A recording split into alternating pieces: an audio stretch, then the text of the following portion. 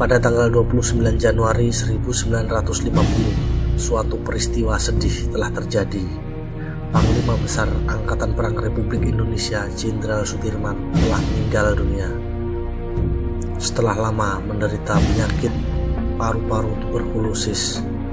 Sejak dibentuknya Angkatan Perang Republik Indonesia, beliau belum sempat memangku jabatannya selaku pimpinan Angkatan Perang Republik Indonesia Serikat, dikarenakan harus mendapat perawatan di Rumah Sakit Tentara Magelang. Sejak tentara Belanda menyerbu Yogyakarta pada tanggal 19 Desember 1948, dari atas tandu beliau memimpin peperangan gerilya dalam keadaan sakit dan hanya memiliki satu paru-paru yang berfungsi. Setelah kekuasaan militer di Yogyakarta kembali ke tangan Republik Indonesia, kesehatan beliau tampak semakin menurun. Tepat pada tanggal 29 Januari 1950, Panglima Besar Jenderal Sudirman kembali ke pangkuan Tuhan Yang Maha Esa.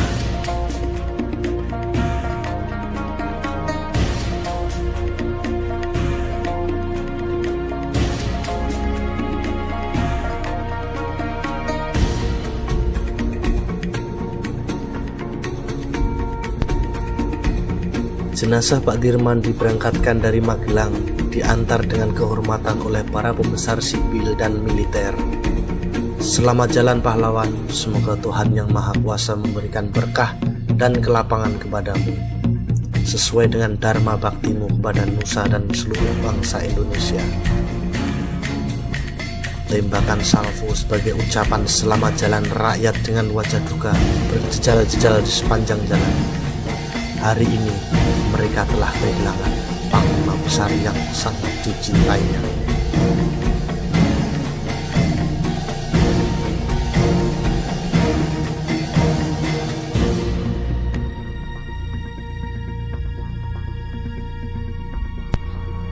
Dari Magelang, jenazah Pak Dirman dibawa ke Yogyakarta untuk disembayangkan lebih dahulu di Masjid Besar dan kemudian dikebumikan di Taman Makam Pahlawan Kusumanegara, Semaki, Yogyakarta.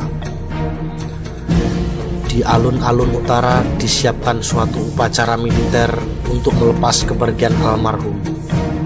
Dalam kesibukan ini, kita mencatat nama-nama Kapten Suparjo Rustam dan Kapten Cokro Pranolo, masing-masing ajudan dan komandan pasukan kawal Panglima Besar, sebagai perwira-perwira yang terdekat dengan Pak Dirman, baik pada waktu perang gerilya maupun setelah Jogja kembali ke tangan Republik Indonesia.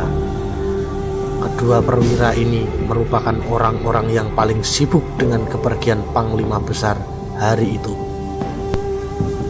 Jenazah Jenderal Sudirman dibawa keluar dari Masjid Agung Kauman Yogyakarta setelah usai disolatkan. Upacara kehormatan militer diberikan dengan khidmat oleh satuan-satuan TNI Brigade 10 yang dipimpin oleh Letnan Kolonel Soeharto. Tanpa iring-iringan jenazah mulai diberangkatkan menuju Taman Makam Pahlawan Semaki, Yogyakarta. Hari itu ia telah pergi. Bangsa Indonesia kehilangan seorang patriot besarnya. Hampir seluruh pimpinan TNI atau Angkatan Perang Republik Indonesia Serikat datang ke Yogyakarta. Presiden Republik Indonesia Serikat tiba dengan wajah duka dan mengantar kepergian Pak Dirman sampai di Taman Makam Pahlawan Semaki, Yogyakarta. Presiden Republik Indonesia Soekarno dan para pembesar-pembesar lainnya meletakkan karangan bunga di makam Pak Dirman.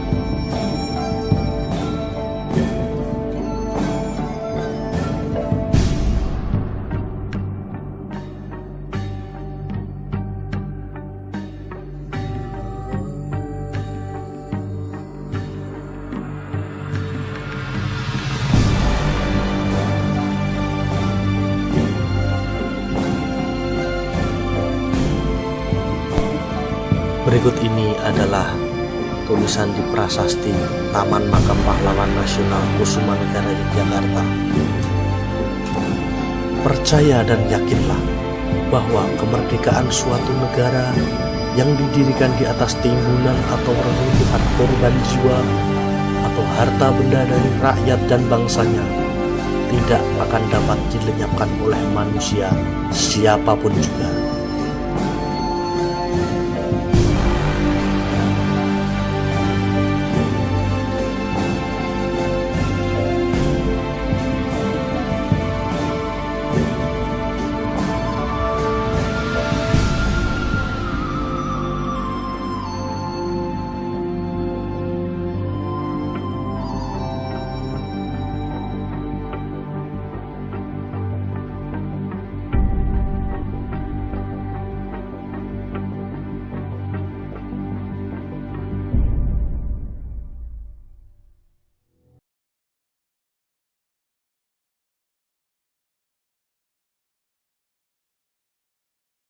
Selamat datang di channel kami, Mengkok Channel.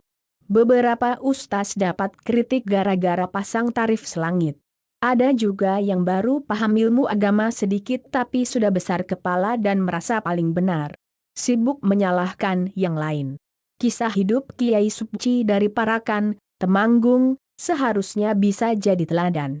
Ulama besar ini dikenal rendah hati dan sangat dekat dengan rakyat kecil. Dia membagikan hasil panennya untuk rakyat miskin. Kiai Supci juga mengizinkan tanahnya digarap orang-orang yang tidak memiliki lahan. Inilah kebaikan hati Kiai Supci, hingga disegani rakyat dan memiliki karisma kuat, demikian ditulis Munawir Aziz dalam buku Pahlawan Santri, Tulang Punggung Pergerakan Nasional. Jasa-jasa Kiai Supci selama perang kemerdekaan sangat besar. Dialah yang menggelorakan semangat para santri dan pemuda di Temanggung dan sekitarnya untuk mengusir Belanda yang mau menguasai Indonesia kembali. Dialah ulama yang dipanggil dengan sebutan Kiai Bambu Runcing. Dia meminta para pemuda mengumpulkan bambu yang ujungnya diruncinkan. Kemudian dia diberi asma dan doa khusus. Bambu runcing inilah yang kemudian dikenal sebagai simbol perjuangan melawan penjajah. Panglima TNI Jenderal Sudirman adalah salah satu dari beberapa tokoh besar yang menganggap Kiai Supci sebagai guru. Sudirman meminta nasihat dan doa dari Sang Kiai sebelum bertempur di Palagan Ambarawa. Sosok Pak Dirman memang dikenal dekat dengan para ulama dan santri. Semakin hari, semakin banyak pejuang yang datang untuk meminta nasihat dan doa dari Kiai Supci. Ulama besar yang dikenal rendah hati ini menangis melihat itu semua. Dia merasa tak layak diperlakukan seperti itu. Melihat sikap tawadu itu Panglima Hizbullah, Kiai Zainul Arifin sampai bergetar hatinya. Kiai Wahid Hashim, ayah Gus Dur, meminta Kiai Supci terus menyemangati para pemuda. Dia menguatkan hati Kiai Supci apa yang dilakukannya sudah benar. Kiai Supci wafat tahun 1959 dalam usia 109 tahun.